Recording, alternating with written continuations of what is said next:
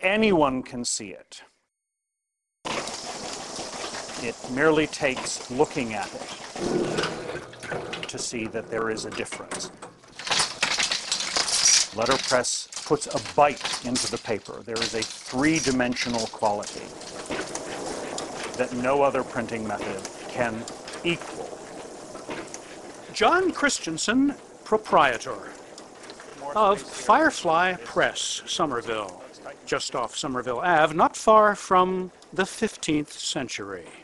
I'm not prepared to argue that letterpress printing is better to anyone who doesn't already think so. But whether or not it's better, it is simply different, and people like the look of it. A look that goes straight back to Gutenberg. Crisp, tangible, deferential to classic typography, its thicks and thins.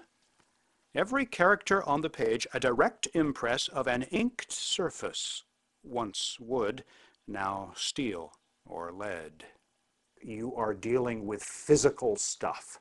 Letters are things, not pictures of things. And when you assemble metal type, you are obliged to acknowledge and accept that. I do not find that a problem. If I were to be sat down at a computer and told, here, you can do whatever you want, I wouldn't know what to do. There would be too many choices. Ultimately, it is the process. What the printer loves is the doing of it. Real production pressmen could be doing this at 2,000 impressions an hour, but we've never been in that much of a hurry. Much of the type cast as needed on the premises. Molten lead at 700 degrees, about to be squeezed against a matrix of a W, which goes into this British monocaster to produce one backward W at a time. Some of these machines, like the linotype, among the most complex mechanical devices ever mass-produced,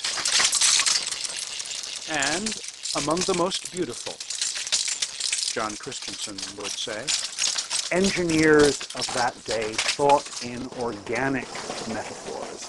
You see the jaws, and you see the knees, and the elbows. There is a humanness to these mechanical devices.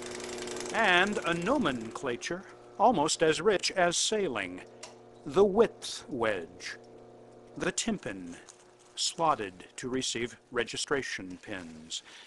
Don't say drawers, say cases. Don't say string, it's page cord. Furniture, pica stick. A single unit of type, any character, is a sort. Make sure you keep enough on hand or you will be out of sorts. Apprentice Catherine McCandless Ruffin, setting Bulmer type for a run of appreciation certificates for a group in Brookline. What do we think about the 24-point Bulmer metallic caps? I think they're a little too much. They're a bit distracting, actually. Yeah. A modest job it is. Still, you take pains. A 72nd of an inch matters. So I think we want to add maybe 6 points. Why don't we say another 6 points there? Color you do by eye, not by mere catalog number. What I'm trying for is a New Englandy summery green, or deciduous green. Now I do notice we have a couple of damaged characters. Yep. Pictorial elements are doable in letterpress from engravings by others, but at Firefly, typography is always trump. When John Christensen can't find a Maltese cross engraving to harmonize with a favorite typeface, he builds one, mitering off the ends of 4 uppercase I's, which snuggle into a typographic Maltese cross for this ordination announcement. The nicest thing as anyone has ever said about my work is it's always so suitable to the purpose. Yes, make it attractive, but make it be what the text needs it to be. whereas in the wild and woolly world of computer typography, there are no rules. The old guys got it remarkably right. There was an intuitive understanding of what constituted readable text. And so you can be at home with letterpress. It will die eventually because people will no longer remember how to do it. So how do you feel about that? It's okay. I'm only responsible for my watch. I'm thankful every day that I get to do this.